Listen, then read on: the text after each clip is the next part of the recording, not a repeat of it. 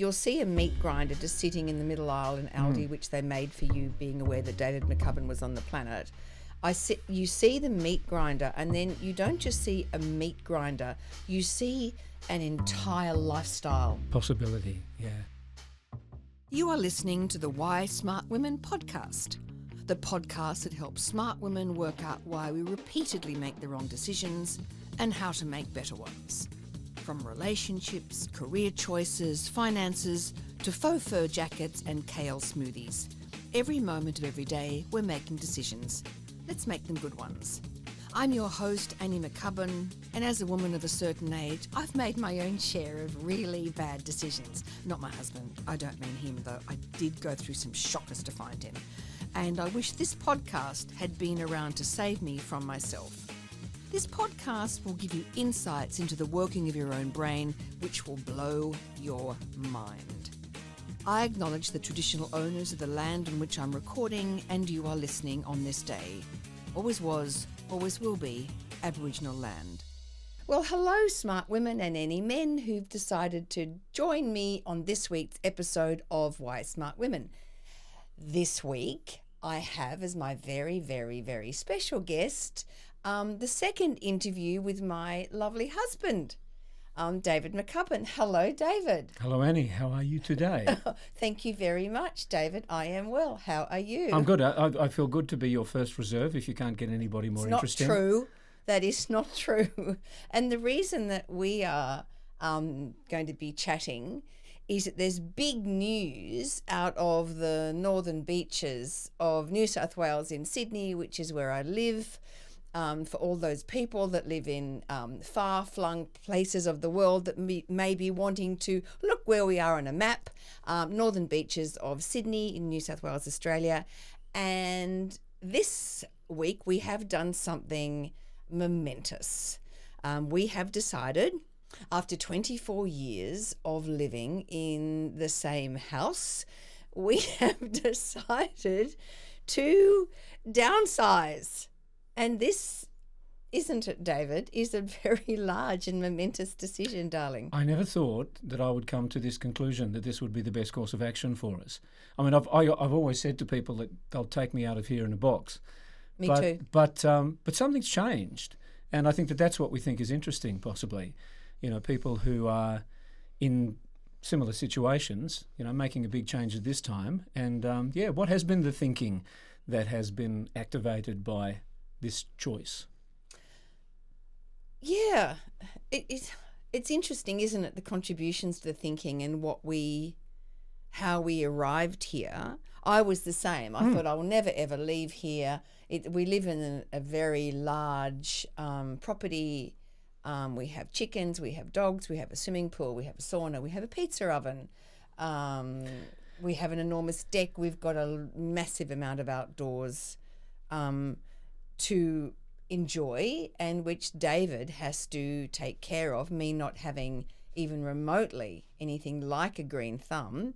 And it is often in a state of absolute chaos, and it gets overgrown because it's so big. Nothing to do with you. You do the best you can, but it is very big, right? Yeah, look, it is big. I wouldn't say that it's always in a state of chaos. No, it's not. But it takes a lot to maintain it. And I think the thing which is absolutely true about this place and the way that we think about it is that, you know, every Christmas, every Easter, every long weekend, I've somehow been doing some kind of project here. Because I thought that we would always be here, and I was thinking well into the future. So, whether it was putting the pool in and building the wall around the pool out of the rock that was dug out of the earth, that was an incredibly difficult job. Long and expensive. Long and expensive, but also backbreaking. I think for about 6 weeks, every weekend I'd be working with the concrete grinder, chopping these large pieces of sandstone into blocks so we could build a wall.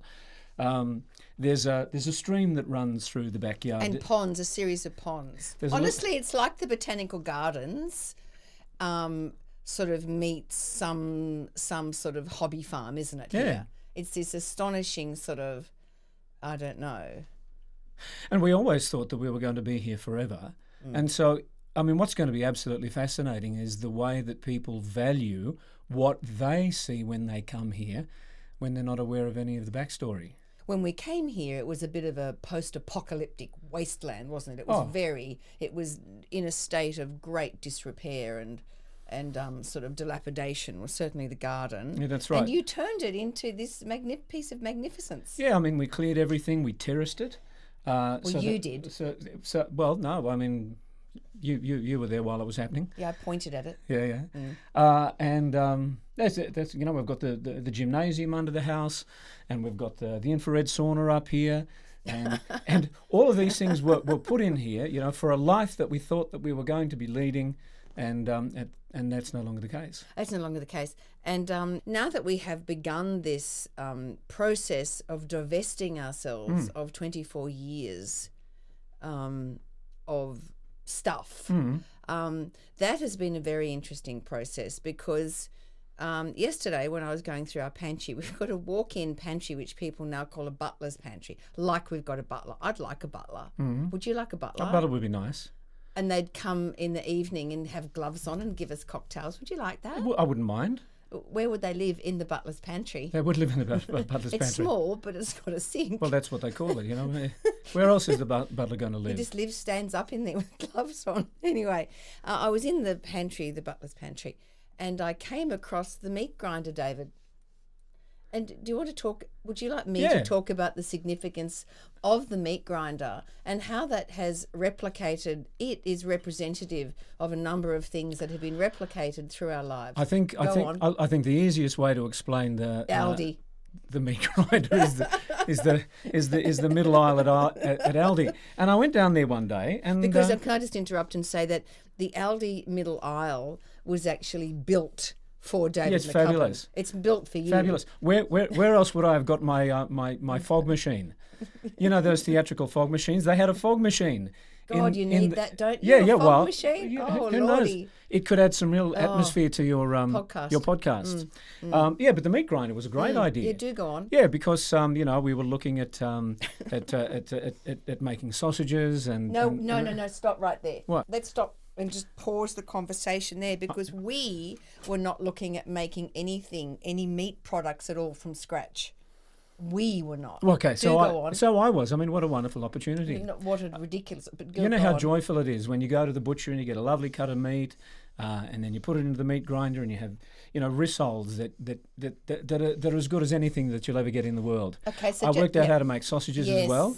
Mystery to most people. Mystery. Yeah, but I learned how to do that. Okay, just a couple. Annie wasn't very fond of the meat grinder though. Just a couple of things just around the meat. She was quite hostile. Yeah, I was hostile. I'll just tell you why. I'm glad you admitted that. Yeah, I was hostile. Your hostility. Yeah, no, it wasn't hostile. It was definite. No, you were definitely hostile. No, I was just. You're quite hostile. What are you doing with that? Yeah, I said, what are you doing with that? Do you have to make so much noise? It. Yeah. What do you do? What's that? I'm making rissoles. What for? Because they'll be delicious. What, from scratch? Yeah, I can get some specs, some nice meat, some all the right kind of cuts, and make some really delicious hamburgers. And so just around that, we don't eat. I very rarely eat a sausage or a rissole. Yeah, that's because why would you? Why would you buy rissoles and sausages from a butcher or Coles? Yeah. Because they're not so nice. It's understandable why you wouldn't eat them. Neither of our children eat any pork products. We don't know why they don't, but they don't. So you're going to put speck in them, which means it's now down to you and I consuming these rissoles. I don't eat rissoles or sausages. And if on the very, very, very rare occasion that I would eat one, do you know what I'd do, David? I'm just going to tell you what I'd do. You give some to me? No.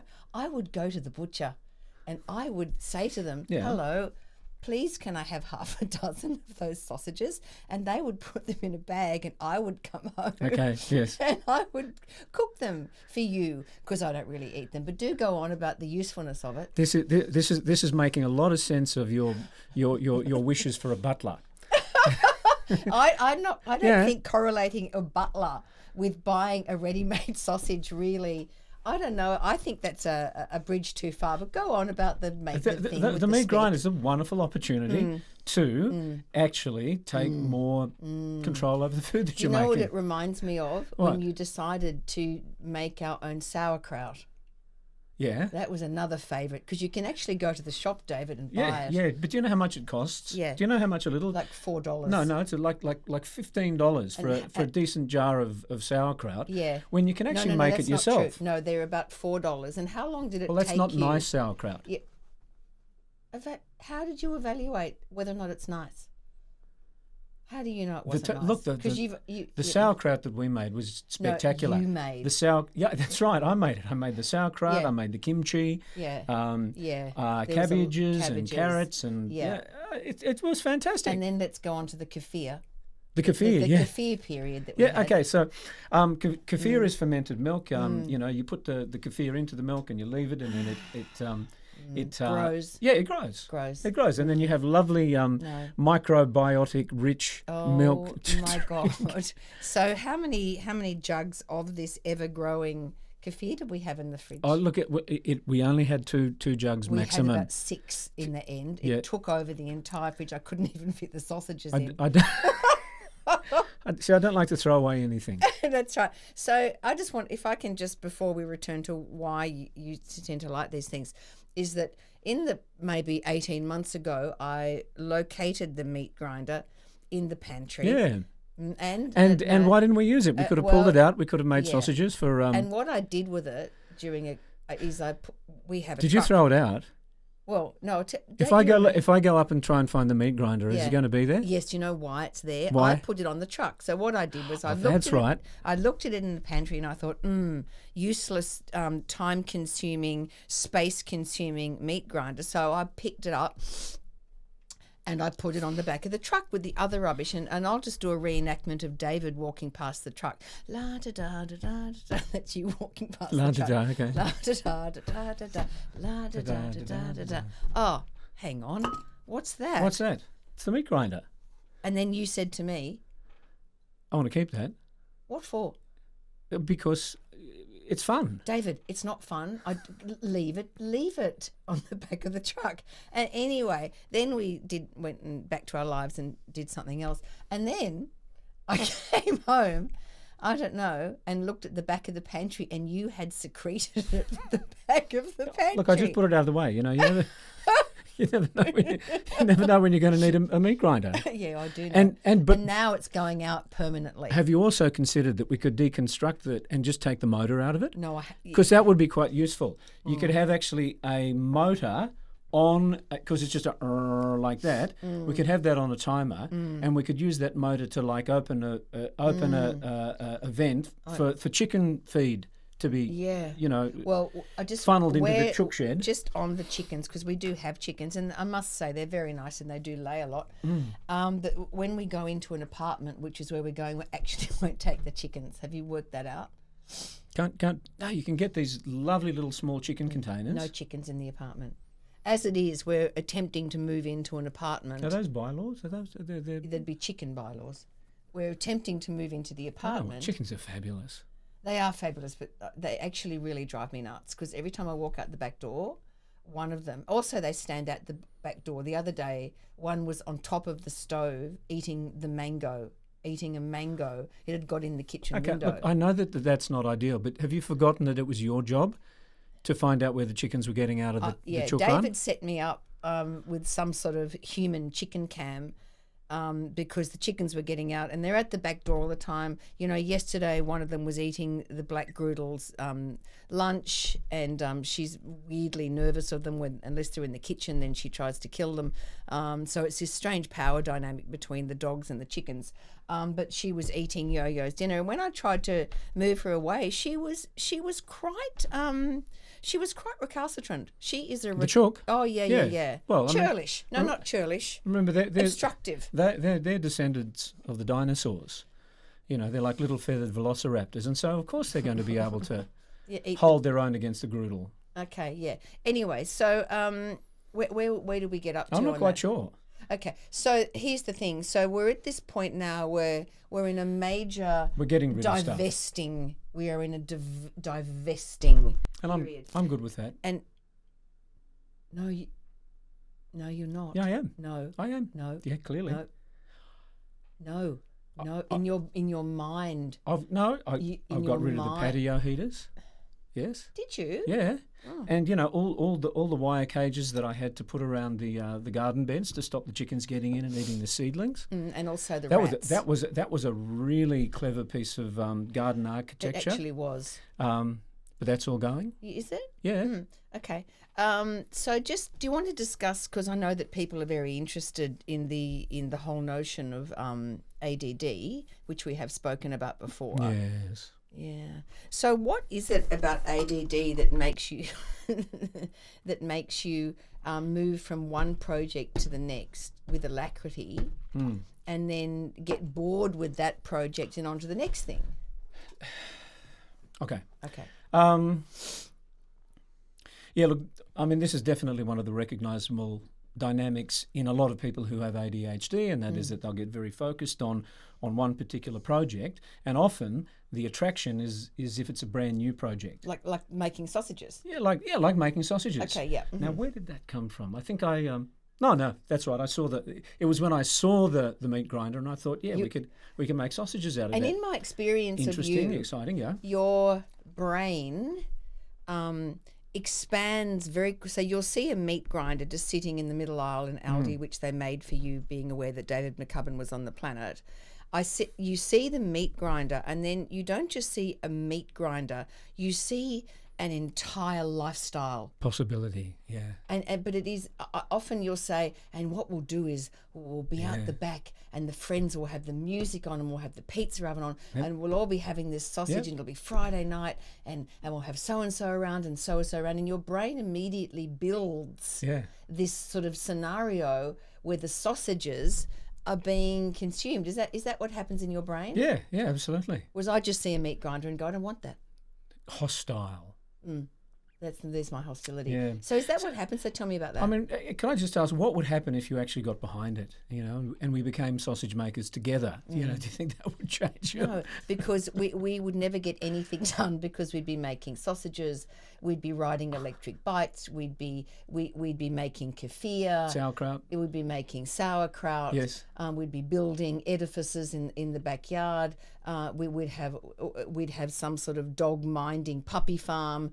I mean, at one point you wanted our large Groodle to not be desexed so that he could be a breeding dog. Yeah. So we'd be very busy doing doing many different things, wouldn't we? Look, can you hear yourself? Can you just play back in your mind that last paragraph? Is that about the puppies? No, the whole business. Yeah. The puppy farm, the domestic agriculture, the entertaining, the events, what a fantastic life. I mean, truly. We wouldn't have time to do any work. Oh no, we'd fit that in. As it is, you're up till 4:00 every morning working as well. Well, but so let's go back to what it is that makes the ADD brain, because I do see that sort of burst of imagination that that extrapolates out, and I'd like to know about that. I mean, let's just a little correction. The ADD brain, there are many ADD brains. There's lots of different variations on it. Good point. I think the best that we can do is only get to know the way that particular condition is manifesting in an individual. Good. So my version of ADD. There are traits, aren't there? Yeah. Okay. So I know that I get excited by opportunity, and I think that that's pretty clear. You see something, and there is a tremendous attraction to doing this new and interesting thing, and so that's one side of it. That's one side. And do we know what goes on in the brain that's causing that? So do you know what I think goes on in the brain that is causing that? Okay, so my understanding of it is that we have a dopamine deficit disorder, so that we don't get the normal rewards that people get. Like you, yes. You've got dopamine, you've probably got serotonin on tap. Yeah. You generally feel good and feel happy, and you probably feel, let's see, I'm easily fulfilled. Yeah, easily fulfilled. Yeah. Quite happy with what you've got. Yeah. So it's just luck, though. It's luck of my brain, right? Yeah. So generally, the ADHD brain, and certainly my experience of it, is that in the absence of that, it's like something needs to be done in order to get back to the place where everything is okay. So I think at the foundation of my experience of it is a lack of fulfillment, a lack of a sense that everything is okay.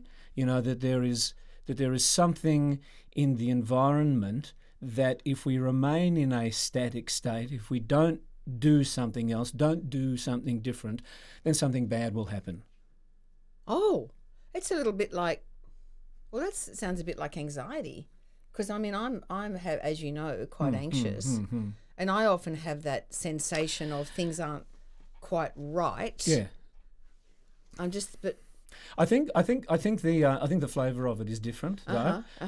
Look, I certainly understand anxiety. You know, I know what it's like when I'm anxious, but that tends to be more situational than it is pathological, I think, for me. Mine's quite pathological. That's right. So my pathology with the ADHD, and I think I got clear on this the very first time I took medication to treat it. Thank God you did. Well, that's good for you. Well, mate, yeah. Look, I definitely. Why shouldn't you? We're all for it if you need it. The experience that I had was not. You know, I think a lot of people talk about, you know, if you take Ritalin or something like that, then, you know, once exciting children become really dull and boring and sedated and yada, yada, yada, yada. It wasn't anything like that at all, although I can imagine how an observer would come to that conclusion. On the medication, it was just a sense that things were okay and I had energy to do things that were, you know, uncomfortable or tedious or boring. Okay? So whatever was missing was, you know, replaced in that moment. And so it was no longer necessary to come up with a new way of feeding the family, you know, using roadkill, you know, to take one out of JFK's. You know, if I'd found a bear, I could have brought it home, skinned it, and, you know, put the meat through the meat grinder, and we could have had, you know, koala bear sausages. Oh, God. Well, you know, that's what some people do. With koalas, anyway. So with the medication, it sort of helps me get into a bit more of a steady state. It's kind of interesting watching that pathology collide with all the dramas that arise when you are moving house. Like what? Okay, so that propensity to become very excited about a new possibility. Because that's going to, so the excitement of the new possibility fills in that dopamine deficit. Is that what happens? Yeah. Right? That's right. When you're excited and you become, you know, and it's new. Yeah, that's right. So something that's habit. Yep. Like me with my habits, that wouldn't do it for you, would it? The habit thing. Like, I don't need a new thing. I like this. I like the security of doing. I mean, not that I like new things and travel, but, you know, I go to the gym every day, for instance, like every single day. Yeah. Look, I think it's incorrect to assume that somebody who has ADHD. Shush, Yo-Yo. You keep talking while I bring the black griddle in. Yeah. Okay. No. Look, I think it's a mistake to think that somebody who has ADHD can't get into a routine. But you need lots of new routines, is my point. No. I don't think that's right. I think that when I find a routine, and when I get, Are you talking about football? Well, yeah, I'm talking about football. I'm talking about all the routines that we had when we were in the theatre. You know, I never missed a half-hour call. You know, I had my routines when I was working on set in film and television. I mean, that's interesting. Yeah. Now, that's really, really, really interesting, because the thing about the theatre and film and television is the expectations and the frameworks and the structures are external.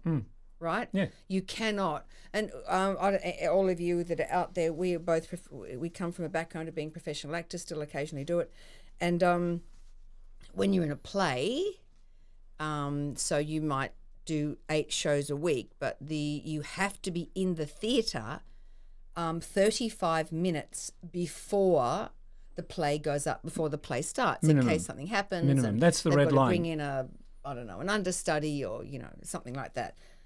So they're very, very strict on that. You can't turn up, you know, at 15 minutes before, because there's a series of calls that happen. They go half-hour call, 15-minute call, 5-minute call, right? Yeah, some of your friends do. Yeah. Well, that was very stressful for the rest of the actors. Oh, stop it, Yo-Yo. It's naughty.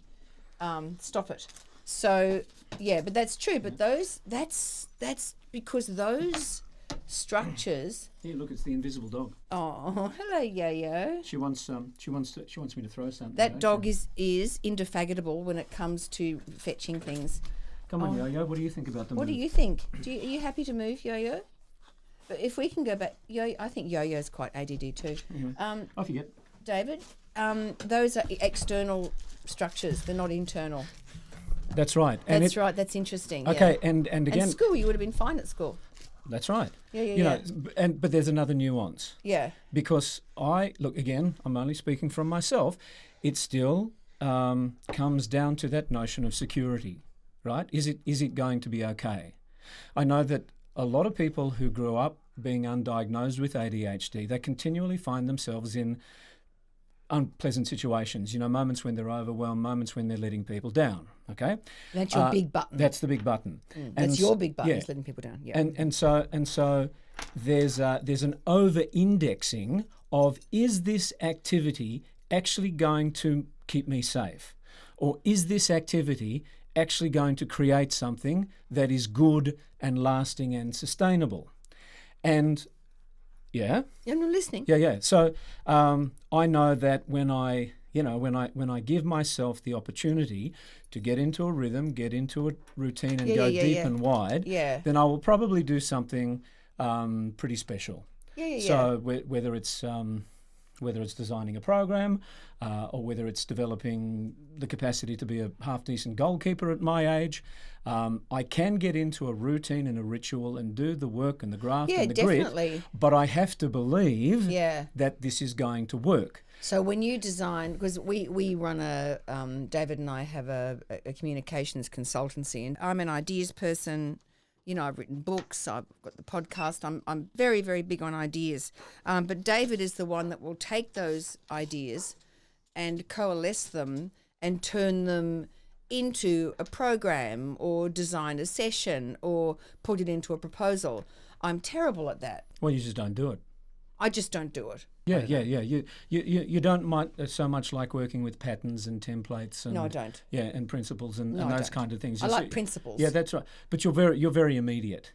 I'm very You're very immediate. Like Annie and I. Okay, so if we were just to shift into the downsizing, conversation for a moment, and the drama that can surround those things, just one little story is that it seemed that I was overly attached to the first property on the market that I went to visit.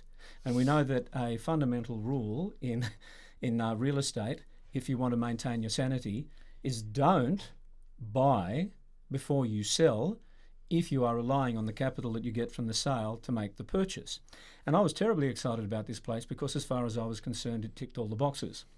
And the way that I was talking about it, I think unsettled Annie tremendously because she thought I was going to go make an offer on it, or I was going to pressure her to make an offer on it and put us in a really uncomfortable situation. Well, the thing is, when you get excited about things, what happens is, so my family's in real estate. My brother is the CEO of one agency, which is a real estate organisation here in Australia and New Zealand.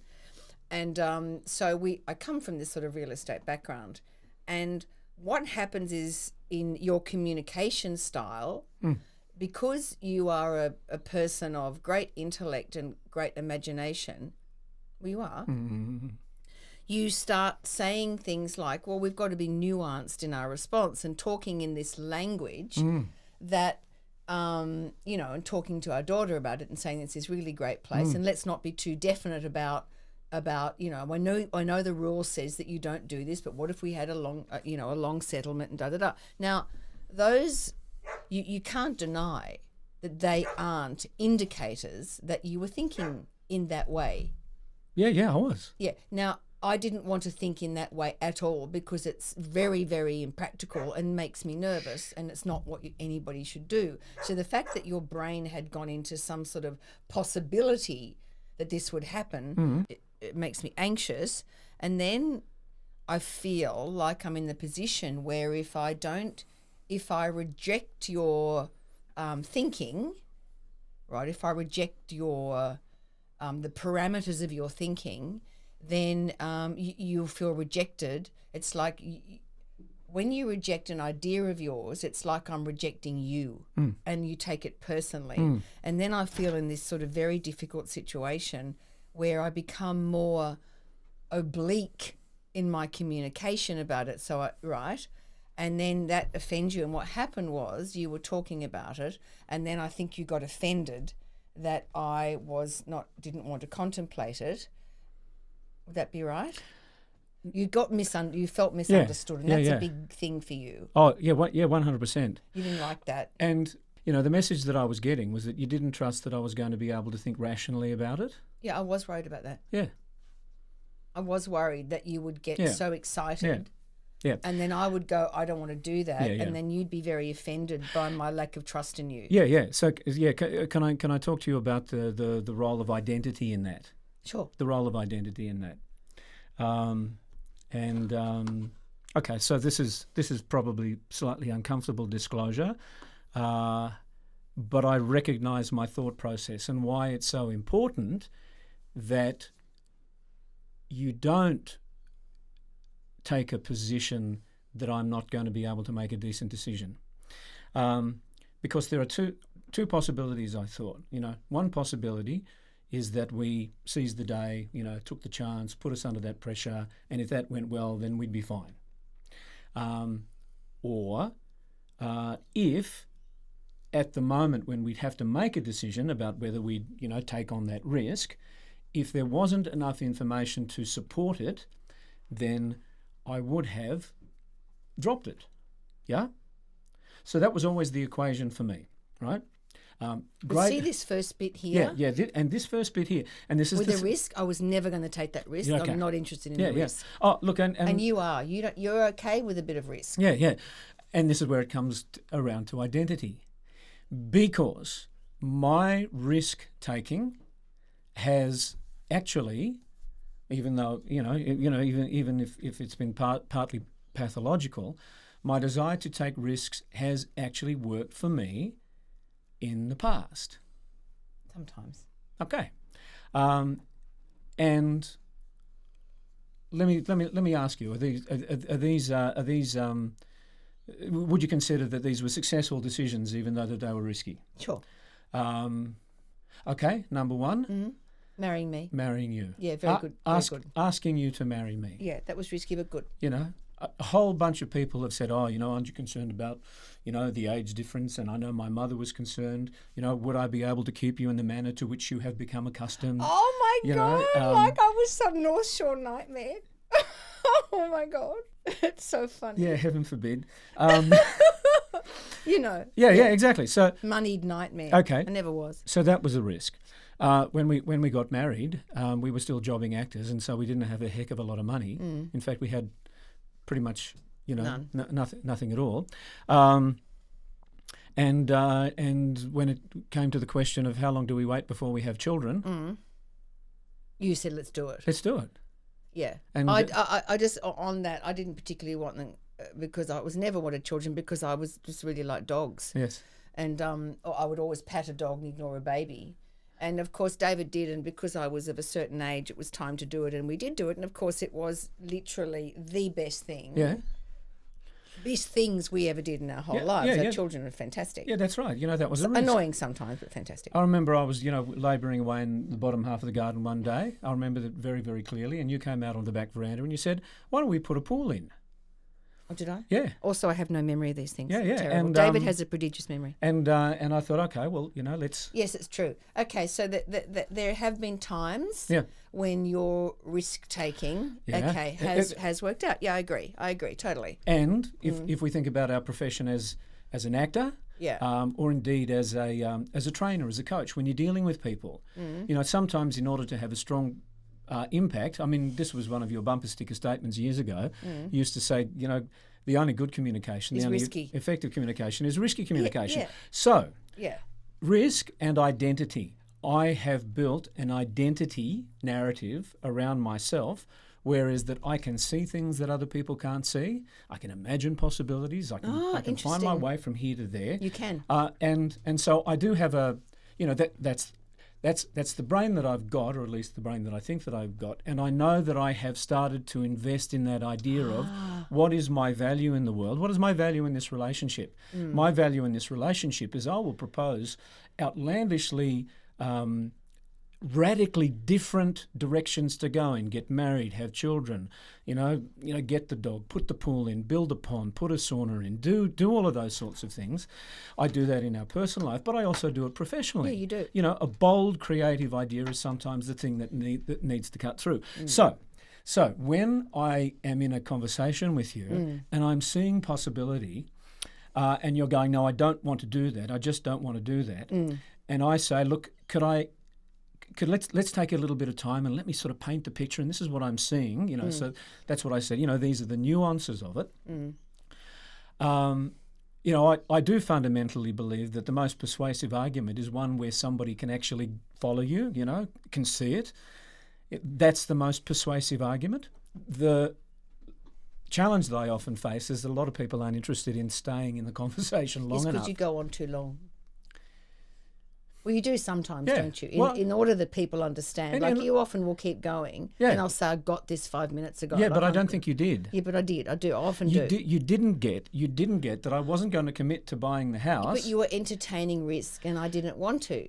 And the only way that you can actually come up with a really, out of the box solution, a way forward, is if you do entertain risk. Well, The best way to do it is to entertain risk without actually taking it. yes, And but that was the thing that I objected to. yes, I know. But then you get very, very offended. And then, I will suggest something and you won't like it. And it's a less of a personal thing with me. You get very offended and you got very cranky. Those are your descriptions. Offended. Yes, I was cranky. And how did you express that crankiness? I said, don't talk to me anymore. I don't want to be part of this And conversation then what anymore. did you do? I got out of the car and I left. Yeah, but you left in what manner? I was frustrated. Yes, I know. And what did you do with that frustration? Oh, you wanted me to say you thought I slammed the door. You did. You slammed the door and you were very cranky and you stormed off. Yeah. And I didn't like it. Yeah. And why was I cranky? Yes, but that's Because I was offended. because you were offended. Because I was offended. And I think that is part of the profile and I think we all have identity narratives, right? Don't we? Yeah. Look. Yes, we do. Yes, we do have identity narratives. We all of us have Yeah. identity We have a story that we narratives. do. I'm this kind of person. I'm this kind of person. This is what I'm valued for. This is what That's I do. right. And then we talk about the fact that if we're too aligned with that identity narrative, then we're inflexible in our thinking, correct? I'm not saying you, I'm saying all of us. If we get too aligned with the identity narrative, then we get inflexible. Yeah, definitely. And I do think that the story that I tell myself about myself was in play. And what was really frustrating is I wasn't... Yeah, I get that. I get it. I wasn't primarily offended in relation to the decision about buying the house. I was really frustrated because I didn't think that you had actually indicated to me that you understood what I was thinking. That for you, what was most important was that we avoid the risk. Yeah. Yeah. Okay. So then that shuts out all the other conversation that we could be having around, okay, maybe this one isn't right, but let's get clear on... Of course, but that's a different conversation, David. Let's get clear on. I don't resile from my position that you were in your brain entertaining these possibilities that I did not want to entertain on any level. Yeah. And that's the fundamental. And then you got, I know that you are sort of saying that you just said don't speak to me, but you said it, and you've often spoken to me about saying things with interest. Yeah. There was a lot of interest in that. That had a lot of charge behind it. You slammed the door and you stormed off. And my thing is, I don't like that. Yeah, I know. I don't like that behaviour, and I don't want to be around it. Yeah. And I've never liked it, and I've always been really clear. And it's a good thing to know for women out there, I think. Yes. That it is. You're a very, very good. You're an excellent and gentle person. You're a magnificent husband. But on the rare occasion that you've done that, where you've got angry about something. Yes. What have I said? What? Don't what? Yeah. No. I don't want to be spoken to like that. I won't be spoken to like that. Yeah. Well, yeah. And it's not that you do at all the time, not at all, but on the rare occasions. And just talking about that, thinking about women generally, Yeah. is that I think that through the years, we've been together for a long time now, we have a very respectful style of communicating, wouldn't you think? Yeah. Very respectful. Yes. We're both very kind to each other. We're respectful. We're civil. Yes. Yes, with a lot of consideration Yes. towards the other person. And I think that those habits that we have were built in very, very, very early. Yeah. I mean, I think you come from a very, your background is very Yeah. respectful as well. Yeah. But I think in terms of me, the female here, I was never, ever going to be with someone who wasn't respectful, right? It Yeah. was never going to happen. Yeah. And I think if more women had the sort of, if we felt okay about right in the very, very, very beginning part of our relationship, saying, no, I won't have that, don't do that, then you set the tone. Yeah. Yeah. And if the person doesn't like it, well, then they can piss off That's right. and you can find somebody else. But I think the tone of our relationship has been really good, partially because you're a very reasonable human being with a strong feminist sort of through line through you, and I think I've got really good boundaries. Would you agree? Yeah, yeah. So I mean, I don't know how much of the drama that we had yesterday was gendered. Oh, okay. You know, I don't know how much of it is gendered. Yeah, I guess that's a really good point. Yeah, I don't know. Actually, yeah, maybe it wasn't gendered, but in terms of behavioural aspects, Yes. I that is not something I would want to live with. Yeah, yeah. I know. And you know the moment in question where you wanted me to spell it out, that I got out of the car and I slammed the door. Mm. What was the thing that I said immediately prior to that? Don't speak to me. Yeah. I don't want to talk to you at the moment. Yeah. I don't want to talk to you at the moment. And I didn't. because I got out of the car and left. It was And dramatic.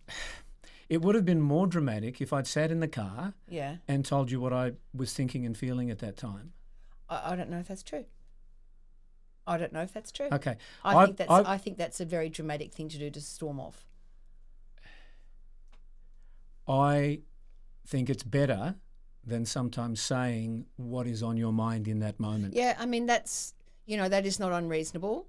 It depending if you're able, after you've moved away from the situation, to look at the dynamics and reframe it. Yeah, and I think that that's necessary. But even after all that we've spoken about, I still don't think you appreciate why I left the car yesterday. And the day before, and you still think it was because I was offended. Look, at the end of the day, maybe all I know is that you had a large emotional response to something, because I think you had got attached. I think, oh, yo-yo poo. Oh, wow, that dog is something else. Whoa, it's yo-yo. Get out. What is wrong with you? No, sleeping dogs lie. Oh, my God. Let sleeping dogs fart. Look, oh, my God. Yo-yo. Oh, and she looks so innocent. Now Ryder wants to come in. Anyway, I think we will continue this discussion, because the dynamics between people are interesting. And it's always very difficult to stand outside yourself for everybody and see your own part in something. So I think we will return to that. And I think we will also return to this notion of what it's going to be like for us to move after living in the same house for 24 years. Yeah.